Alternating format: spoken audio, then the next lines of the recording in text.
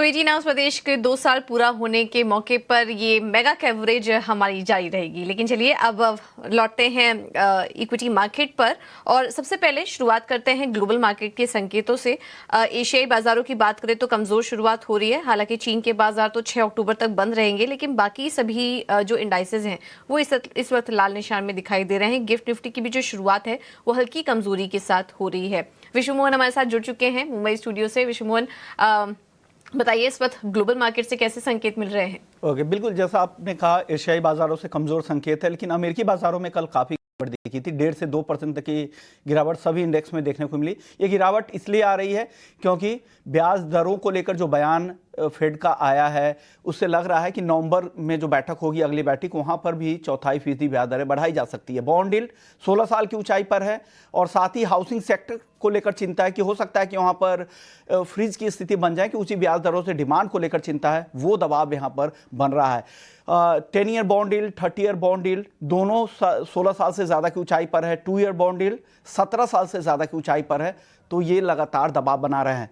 चिंता कहां पे ज्यादा थी? तो टेक शेयरों पर, जहां गिरावट ज्यादा दिखी। यूरोप के बाजारों में भी चौतरफा गिरावट दिखी। बाजार के लिए अन्य संकेतों की बात करें तो कच्चा तेल एक नरमी के बाद फिर से आज यहां पर तेजी दिख रही है। $91 के आसपास ब्रेंट क्रूड पहुंच चुका है। सोने पर दबाव है, बाकी दूसरे एसेट क्लास पर भी दबाव दिख रहा है, जो संकेत अच्छे नहीं दिख रहे, चाहे वो बॉन्ड मार्केट हो, बुलियन मार्केट हो, चाहे यहां पर अगर आप देखें इक्विटी मार्केट, चौतरफा यहां पर दबाव भी दिख रहा है। कमोडिटी पर भी चौतरफा यहां पर दबाव भी दिख रहा है। तो ये एक चिंता है, चारों तरफ गिरावट दिख रही है। तो बाजार के लिए आज संकेत बहुत अच्छे नहीं दिख रहे हैं। जी पूजा। अच्छे संकेत नहीं है। क्लासिक केस है आज के लिए good news is bad news का। अमूमन जो जॉब मार्केट के डेटा आए हैं वो हम अच्छे कहेंगे, लेकिन मजबूत लेबर मार्केट से आने वाले समय के लिए अब ब्याज दरों में लंबे समय तक बढ़त का दौर वो जारी रह सकता है। उसके चलते भारी गिरावट देखने को मिली हमने यूएस के बाजारों में, और यूरोप के मार्केट में भी हमने वीकनेस ही देखी है। एक बार एफआईआईज और डीआईएस के आंकड़े आपके सामने क्विकली रखते हैं, उसके बाद मार्केट एक्सपर्ट से समझेंगे कि आज बाजार में क्या करें। कैश मार्केट में एफआईआईज ने लगातार बिकवाली वहां पर जारी है और कल भी 2034 करोड़ की बिकवाली एफआईआईज कल कैश मार्केट में करके गए।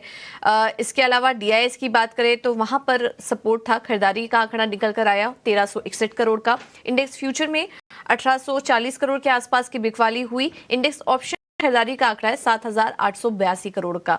लेकिन एफआईआईज की तरफ से लगातार जो बिकवाली जारी है पिछले 10 दिनों से, ये कहीं ना कहीं दिक्कत वाली बात है। तो आज संकेत कुछ अच्छे नहीं दिखाई दे रहे हैं भारतीय बाजारों के लिए। तो किन लेवल्स को वॉच करेंगे और क्या रणनीति अपना के चले, एक बार ये भी समझ लेते हैं। और हमारे साथ इक्विटी 99 के राहुल शर्मा जुड़ चुके हैं। Rahul, thank you so much 18 hours प्रदेश को समय देने के लिए। क्या करें आज बाजार पर, किस तरह से ट्रेड करने की राय होगी निफ्टी और बैंक निफ्टी में, और साथ ही साथ अपने स्टॉक स्पेसिफिक आइडियाज भी शेयर कीजिए। डेफिनेटली पूजा, और सभी दर्शकों को नमस्कार, आप सभी को गुड मॉर्निंग और ढेरों सारी बधाइयां 2 साल कंप्लीट करने के लिए। Very happy birthday to 18 hours स्वदेश।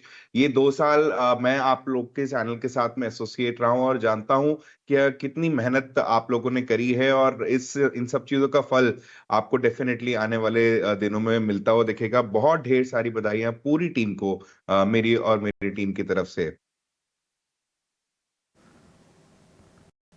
बिल्कुल राहुल, बहुत बहुत शुक्रिया आपका हमारे साथ जुड़ने के लिए और इस सेलिब्रेशन में हमारे साथ भाग लेने के लिए। तो मार्केट पे वापस से लौटते हैं राहुल, आज कैसे ट्रेड करें? जी देखिए, डेफिनेटली प्रेशर तो जो बना हुआ है वो आपको आने वाले सेशन में कंटिन्यूड होता हुआ दिखेगा। और ये देखिए, ओवरऑल हम देखें तो जो हमने इतना अच्छा बुल रन देखा था सितंबर महीने में, जहां हम निफ्टी 20,200 के आसपास पहुंचे थे, वहां से एक हल्की प्रॉफिट बुकिंग तो आई थी। बट अब ये जो ग्लोबल सिनेरियोज जो फेवर नहीं कर पा रहे हैं अभी करंट मार्केट को, उसके चलते आपको प्रेशर बनता हुआ दिख रहा है। पर मुझे लगता है कि जो हमारी मार्केट की जो ग्रोथ स्टोरी है वो कहीं ना कहीं अभी भी कायम है। ये जो डिक्लाइंस आपको मिल रहे हैं, मुझे लगता है कि ये एक्यूमुलेशन का मौका दे रहे हैं बहुत ही अच्छी तरीके से, जहां आप अच्छी गुड क्वालिटी स्टॉक्स को एक्यूमुलेट कर सकते हैं। और अगर सेक्टर वाइज अगर हम देखें तो पीएसयू ने अभी जो लास्ट रन था उसमें लीड किया है, स्पेशली बैंकिंग बास्केट से। और देखिए, मैंने आपके ही शो में पहले भी कहा था कि ये पीएसयूज इस बार की परफॉर्मर का काम करेंगे on the defence side of the market. जहां मार्केट प्रेशर में बनेगा वहीं आपको पीएसयूज भी आगे स्ट्रेंथ के साथ बढ़ते हुए दिखेंगे। इसके अलावा जो सेक्टर्स जो अब पसंद आ रहे हैं वो मेरे को लगता है ऑटो और रियलिटी पैक और कंजम्पशन बेस्ड स्टोरीज काफी ज्यादा रन होगी आने वाले मार्केट में। निफ्टी की अगर पर्टिकुलर बात करूं तो देखिए प्रेशर तो पिछले मिड वीक से बना हुआ है, बट ये मुझे लगता है कि आने वाले सेशंस में कहीं ना कहीं आपको अच्छे सपोर्ट भी आते हुए दिखेंगे मार्केट में। इमीडिएट बेसिस पे 19,400 फॉलोड बाय 19,350 और 19,250, ये ऐसे लेवल्स हैं जो कि चैलेंज होते हुए आपको दिखेंगे।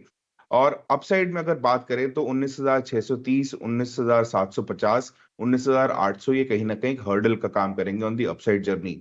बैंक निफ्टी जहां पे अच्छा खासा सपोर्ट पीएसयू बैंकिंग बास्केट से भी मिल रहा है, फिर भी वहां स्ट्रगल हमको होते हुए दिख रहा है इंडेक्स।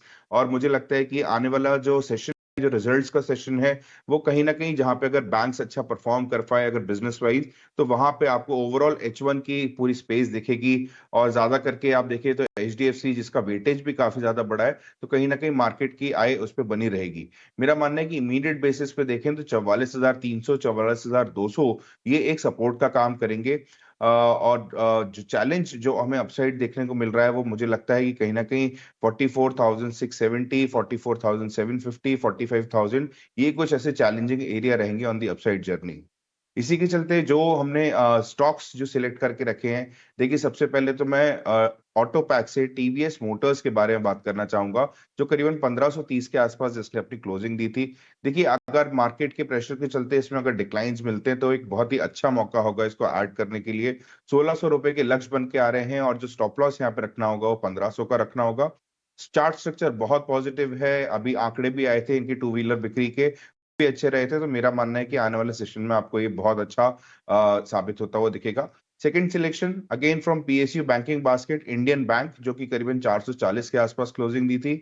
यहाँ पे लक्ष्य बन के आ रहे हैं वो 500 से 500 और 500 प्लस के हैं। मेरा मानना है कि अगर यहाँ पे डिक्लाइंस मिलते हैं तो 410 रुपए के स्टॉप लॉस के साथ में आप अपनी पोजीशन इंडियन बैंक में बना सकते हैं। पीएसयू बैंकिंग बास्केट में वैसे ही काफी अच्छी तेजी है और मुझे लगता है इंडियन बैंक एक अच्छा कैंडिडेट साबित हो सकता है।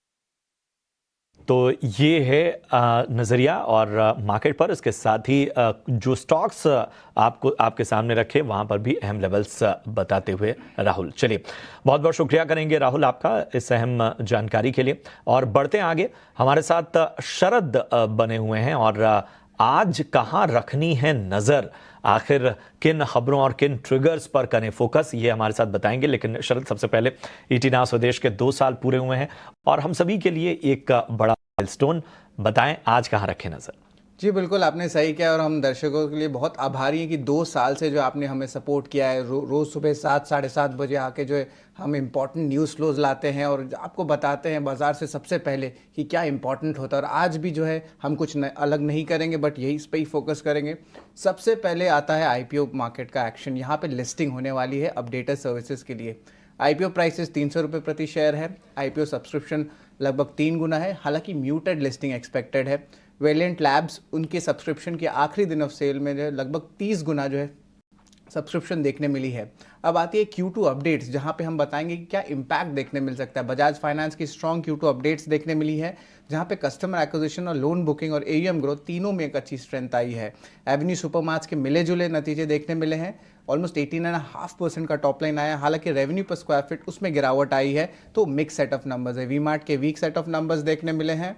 Yes bank, bank of Maharashtra, CSB bank, in stocks में जो है स्ट्रेंथ देखने मिली है Q2 अपडेट्स में। लेकिन जो साउथ इंडियन बैंक है वो लगभग म्यूटेड जो है परफॉर्मेंस दिए हैं। APL अपोलो ट्यूब्स की लगातार जो है हाईएस्ट लेवल्स ऑफ सेल्स देखने मिली है। हालांकि वेदांता की बात करें तो वीक ऑपरेशनल अपडेट्स देखने मिली है, जहां पे ईयर ऑन ईयर और सिक्वेंशियल बेसिस में गिरावट आई है।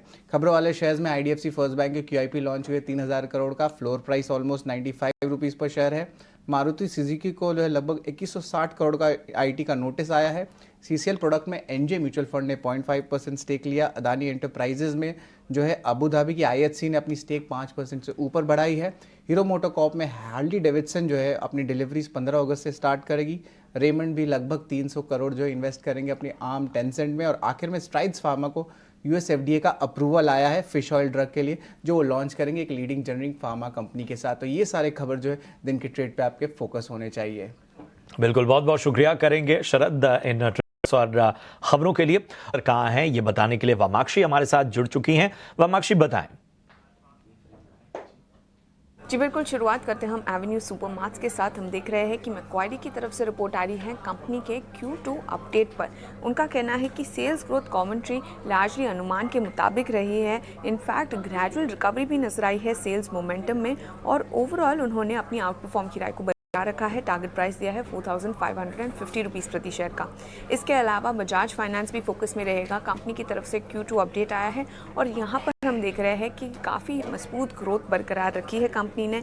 जेफरीज का कहना है कि NBFC पैक में इनफैक्ट बजाज फाइनेंस इनकी टॉप पिक है, और मॉर्गन स्टैनली का कहना है कि overall 33 to 35% FY24 AUM growth company post कर पाएगी एज कम्पेयर टू उनकी जो गाइडेंस है 29 to 31% रेंज की। ओवरऑल उनका कहना है कि काफ़ी बुलिश रहे हैं बजाज फाइनेंस पर, और इनफैक्ट उनका कहना है कि ये एक आइडियल प्ले है इंडिया के ऑनगोइंग NBFC रैली में। तो ऑल इन ऑल जेफरीज की तरफ से खरीदारी की राय आ रही है। मॉर्गन स्टैनली ने हालांकि अपनी ओवरवेट की राय को बरकरार रखा है और अपना टारगेट प्राइस भी उन्होंने बढ़ाकर 10,300 रुपये प्रति शेयर पर कर दिया है। इसके अलावा M&M फाइनेंस की तरफ से भी हमने देखा कल जस्ट मार्केट क्लोज होने के पहले उनका Q2 अपडेट आया था, और लार्जली सिटी का कहना है कि डीलर एडवांस के चलते AUM ग्रोथ को अच्छा सपोर्ट मिलता हुआ नजर आ रहा है। स्टेज 3 स्टेबल है और स्टेज 2 में इम्प्रूवमेंट नज़र आया है। NIMs हालांकि आगे चलते हुए थोड़े लोअर ट्रेंड कर सकते हैं, क्योंकि अब कंपनी लो यील्डिंग एसेट पर फोकस कर रही है। तो इसी के चलते सिटी की तरफ से खरीदारी की राय आ रही है, और मॉर्गन स्टैनली का कहना है कि डिस्बर्समेंट्स लोअर देन एक्सपेक्टेड रहे हैं, मगर gross loan growth marginally better रहा है, और इसी के चलते मॉर्गन स्टैनली की तरफ से M&M फाइनेंस पर इक्वल वेट की राय बरकरार रही है। HDFC बैंक पर जेफरीज का कहना है कि मैनेजमेंट रीजिक के चलते एग्जीक्यूशन पर फोकस कंपनी का रहेगा। डिपॉजिट रैंप अप और हाउसिंग बुक ये कुछ इंपॉर्टेंट फैक्टर्स रहेंगे ग्रोथ को लेकर। तो इसी के चलते जेफरीज ने HDFC बैंक पर खरीदारी की राय को बरकरार रखा है। OMC पैक भी फोकस में रहेगा। मॉर्गन स्टैनली का पॉजिटिव स्टांस है ये सेक्टर पर, क्योंकि रिफाइनिंग अप साइकिल है, बेटर कैपिटल एलोकेशन है, और अंडर अप्रिशिएटेड अर्निंग्स क्वालिटी भी है।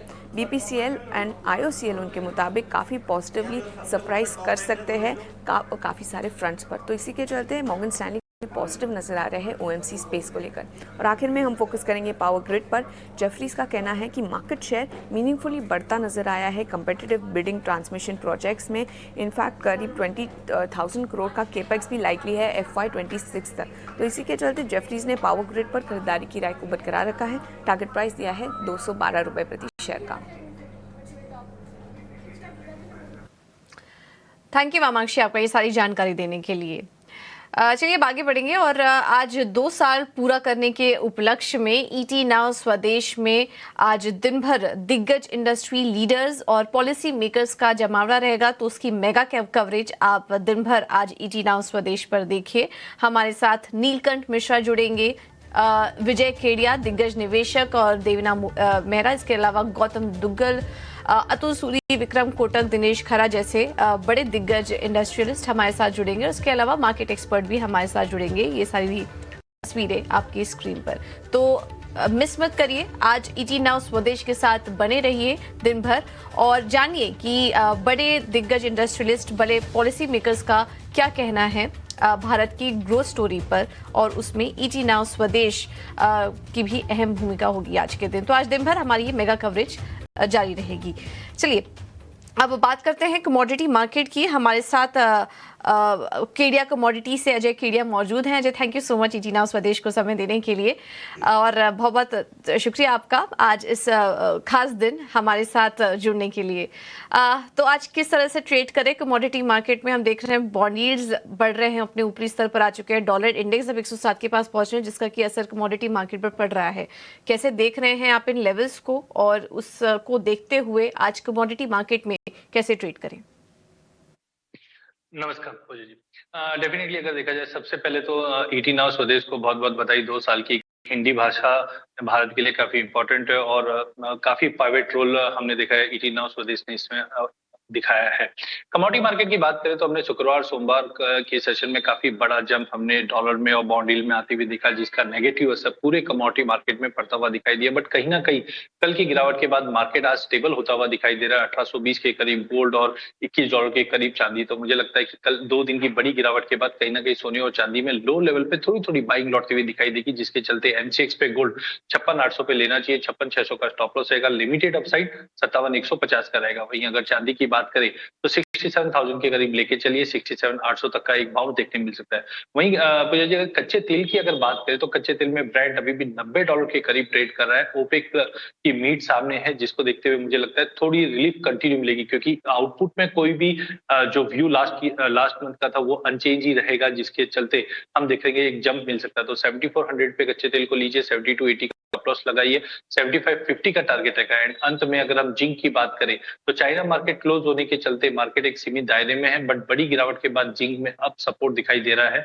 222 पे लेके चलिए। 220 के स्टॉप लॉस है। 226 तक के लेवल हम जिंक पे भी आते हुए देख पाएंगे। थैंक यू अजय, आपका समय देने के लिए, ये रणनीति सुझाने के लिए। तो हर सेगमेंट में खरीदारी करने की राय निचले स्तर पर आ चुके हैं सभी सेगमेंट, वहां पर आप तेजी करके चल सकते हैं। चलिए फिलहाल इस बुलेटिन में इतना ही। मुझे और प्रशांत को दीजिए इजाजत, लेकिन आप बने रहिए आज दिन भर ET Now स्वदेश के साथ, क्योंकि हम और हमारी टीम दिन भर कुछ स्पेशल शोज, इंटरेस्टिंग रिसर्च और इंडस्ट्री के दिग्गज पॉलिसी मेकर्स और इंडस्ट्रियलिस्ट तो हमारे साथ जुड़ेंगे ही। तो आज दिन भर बने रहिए ET Now स्वदेश के साथ। तब तक के लिए हमें दीजिए इजाजत। नमस्कार।